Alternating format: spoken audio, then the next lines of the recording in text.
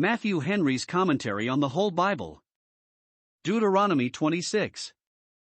With this chapter Moses concludes the particular statutes which he thought fit to give Israel in charge at his parting with them. What follows is by way of sanction and ratification. In this chapter 1, Moses gives them a form of confession to be made by him that offered the basket of his firstfruits, verses 1 to 11. 2.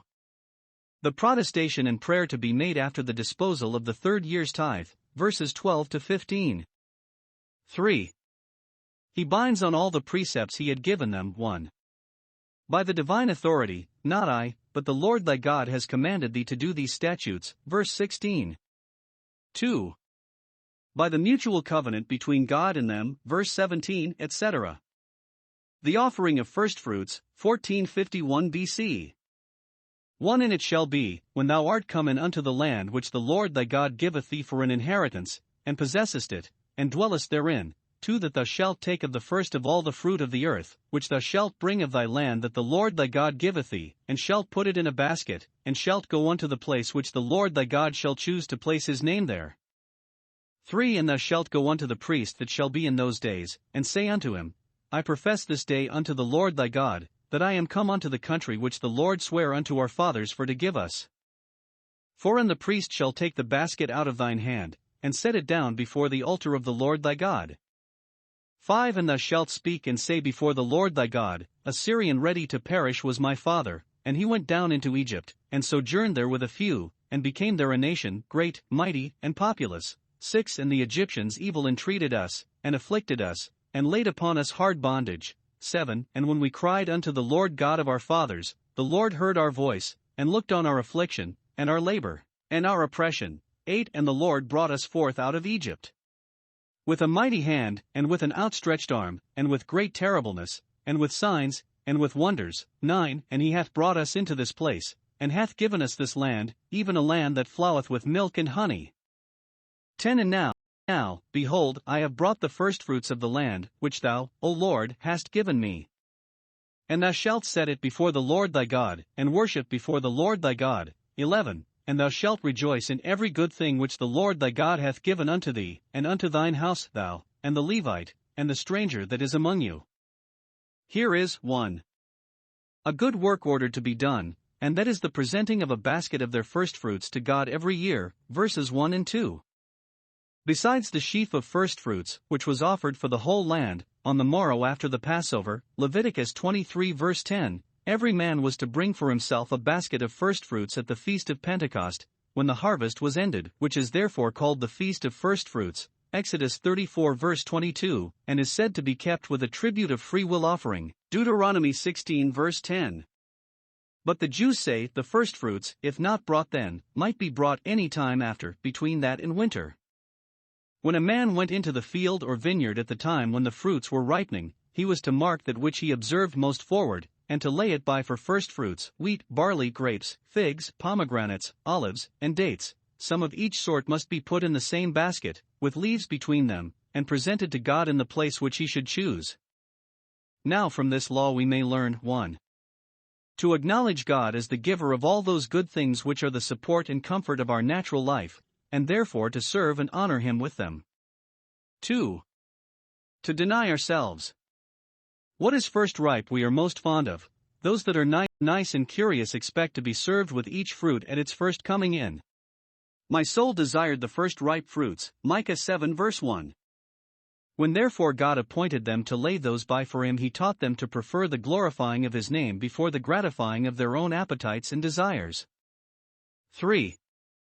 To give to God the first and best we have, as those that believe him to be the first and best of beings. Those that consecrate the days of their youth, and the prime of their time, to the service and honor of God, bring him their firstfruits, and with such offerings he is well pleased. I remember the kindness of thy youth. 2. Good words put into their mouths to be said in the doing of this good work, as an explication of the meaning of this ceremony, that it might be a reasonable service. The offerer must begin his acknowledgment before he delivered his basket to the priest, and then must go on with it, when the priest had set down the basket before the altar, as a present to God their great landlord, verses 3 and 4.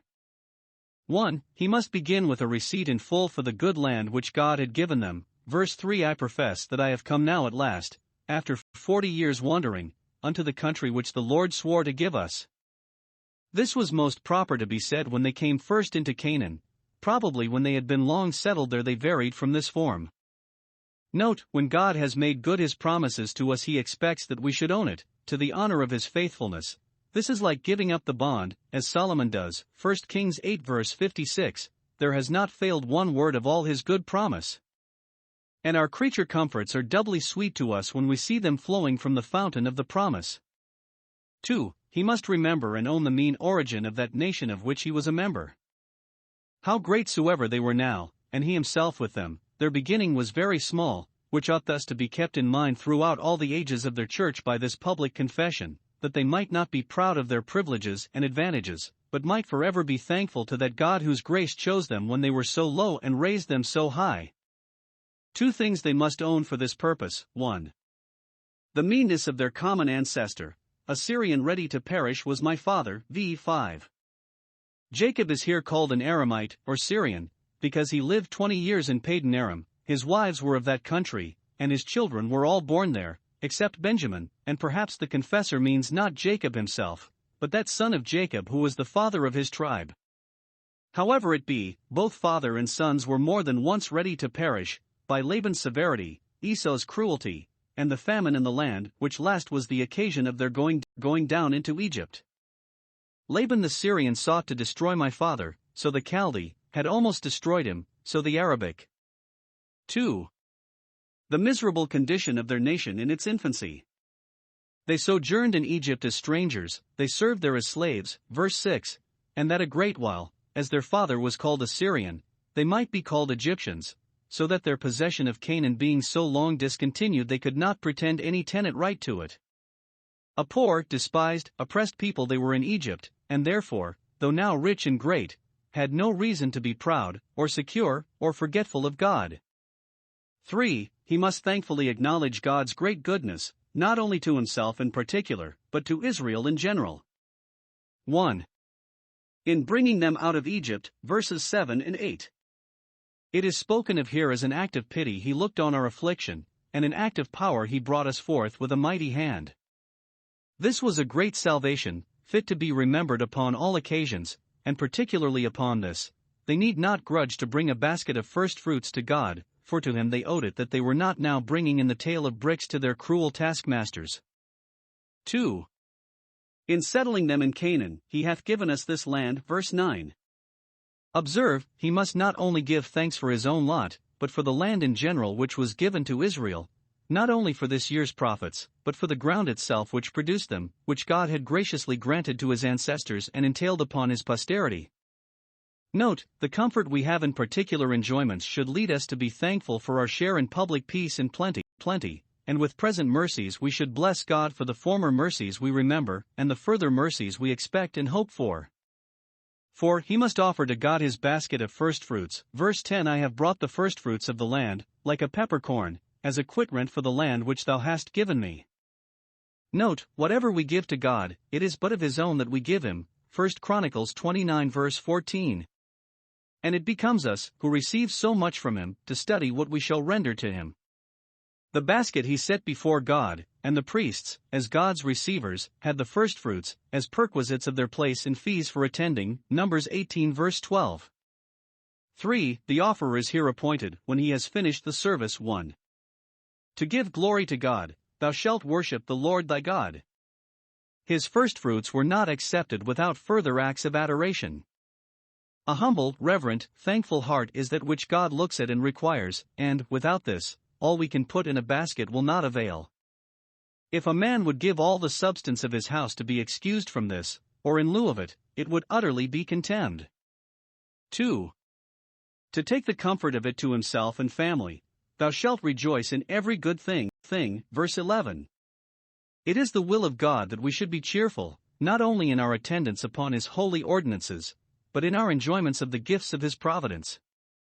Whatever good thing God gives us, it is his will that we should make the most comfortable use we can of it, yet still tracing the streams to the fountain of all comfort and consolation. Appropriation of tithes, 1451 BC. 12 When thou hast made an end of tithing all the tithes of thine increase the 3rd year, which is the year of tithing, and hast given it unto the Levite, the stranger, the fatherless, and the widow, that they may eat within thy gates and be filled. 13 Then thou shalt say before the Lord thy God, I have brought away the hallowed things out of mine house, and also have given them unto the Levite, and unto the stranger, to the fatherless, and to the widow, according to all thy commandments, which thou hast commanded me. I have not transgressed thy commandments, neither have I forgotten them. 14 I have not eaten thereof in my mourning, neither have I taken away aught thereof for any unclean use, nor given aught thereof for the dead, but I have hearkened to the voice of the Lord my God, and have done according to all that thou hast commanded me. 15 Look down from thy holy habitation, from heaven, and bless thy people Israel, and the land which thou hast given us, as thou swarest unto our fathers, a land that floweth with milk and honey. The second tithe, which in the other two years was to be spent in extraordinaries at the feasts, was to be spent the 3rd year at home, in entertaining the poor. Now because this was done from under the eye of the priests, and a great confidence was put in the people's honesty, that they would dispose of it according to the law, to the Levite, the stranger, and the fatherless. Verse 12 It is therefore required that when at the next feast after they appeared before the Lord they should there testify, as it were, upon oath, in a religious manner, that they had fully administered, and been true to their trust. 1. They must make a solemn protestation to this purport, verses 13 and 14. 1. That no hallowed things were hoarded up, I have brought them away out of my house, nothing now remains there but my own part. 2. That the poor, and particularly poor ministers, poor strangers, and poor widows, had their part according to the commandment.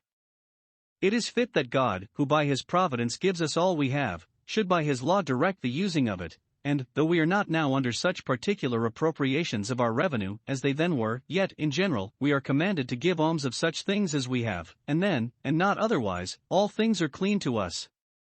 Then we may take the comfort of our enjoyments, when God has thus had his dues out of them. This is a commandment which must not be transgressed, no, not with an excuse of its being forgotten. Verse 13. 3. That none of this tithe had been misapplied to any common use, much less to any ill use. This seems to refer to the tithe of the other 2 years, which was to be eaten by the owners themselves. They must profess 1.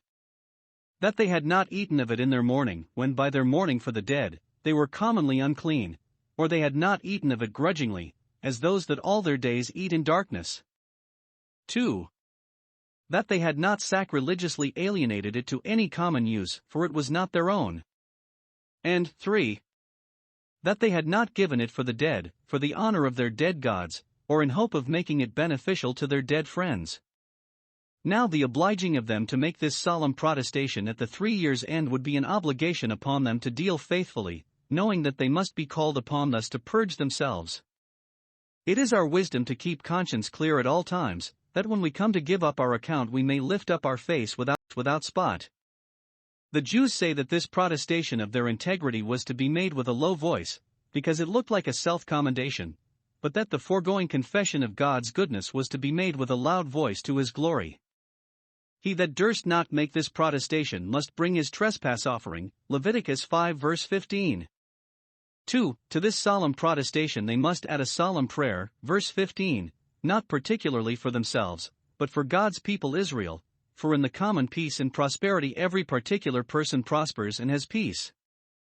We must learn hence to be public-spirited in prayer, and to wrestle with God for blessings for the land and nation, our English Israel, and for the universal church, which we are directed to have an eye to in our prayers, as the Israel of God, Galatians 6 verse 16.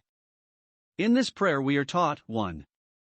To look up to God as in a holy habitation, and thence to infer that holiness becomes his house, and that he will be sanctified in those that are about him. 2.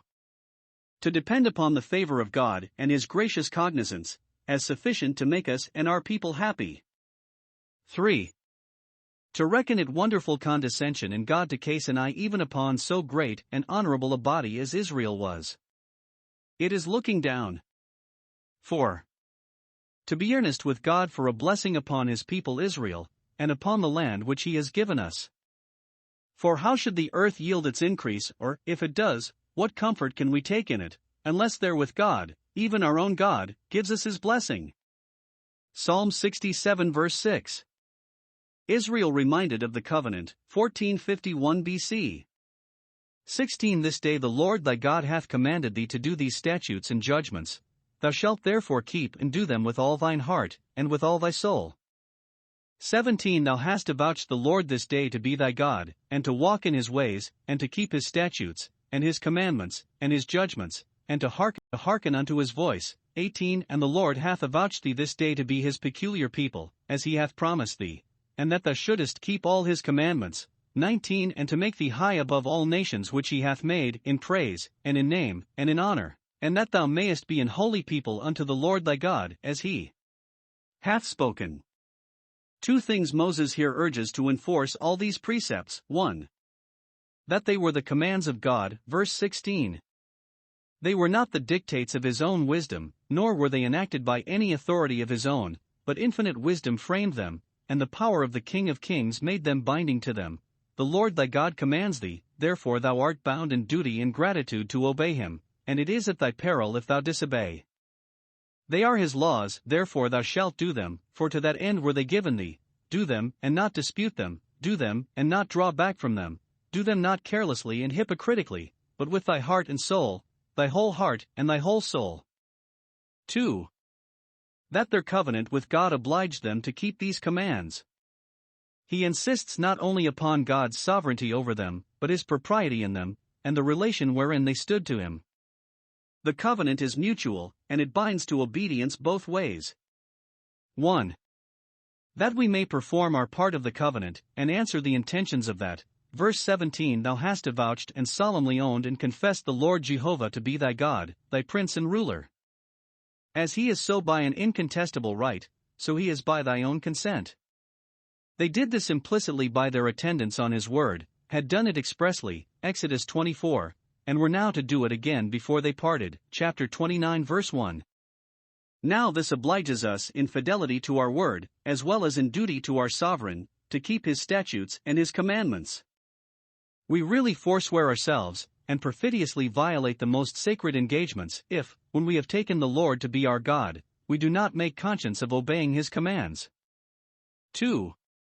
That God's part of the covenant also may be made good, and the intentions of that answered. Verses 18 and 19 The Lord has avouched, not only taken, but publicly owned thee to be his segula, his peculiar people, as he has promised thee, that is, according to the true intent and meaning of the promise. Now their obedience was not only the condition of this favor, and of the continuance of it. If they were not obedient, God would disown them, and cast them off, but it was also the principal design of this favor. He has avouched thee on purpose that thou shouldest keep his commandments, that thou mightest have both the best directions and the best encouragements in religion. Thus we are elected to obedience, 1 Peter 1 verse 2, chosen that we should be holy, Ephesians 1 verse 4, purified, a peculiar people, that we might not only do good works, but be zealous in them, Titus 2 verse 14. Two things God is here said to design in avouching them to be his peculiar people, verse 19, to make them high, and, in order to that, to make them holy, for holiness is true honor, and the only way to everlasting honor. 1. To make them high above all nations. The greatest honor we are capable of in this world is to be taken into covenant with God, and to live in his service. They should be, first, high in praise, for God would accept them, which is true praise, Romans 2 verse 29. Their friends would admire them, Zephaniah 3 verses 19 and 20. Secondly, high in name, which, some think, denotes the continuance and perpetuity of that praise, a name that shall not be cut off. Thirdly, high in honor, that is, in all the advantages of wealth and power, which would make them great above their neighbors. See Jeremiah 13 verse 11. 2. That they might be a holy people, separated for God, devoted to him, and employed continually in his service. This God aimed at in taking them to be his people, so that, if they did not keep his commandments, they received all this grace in vain.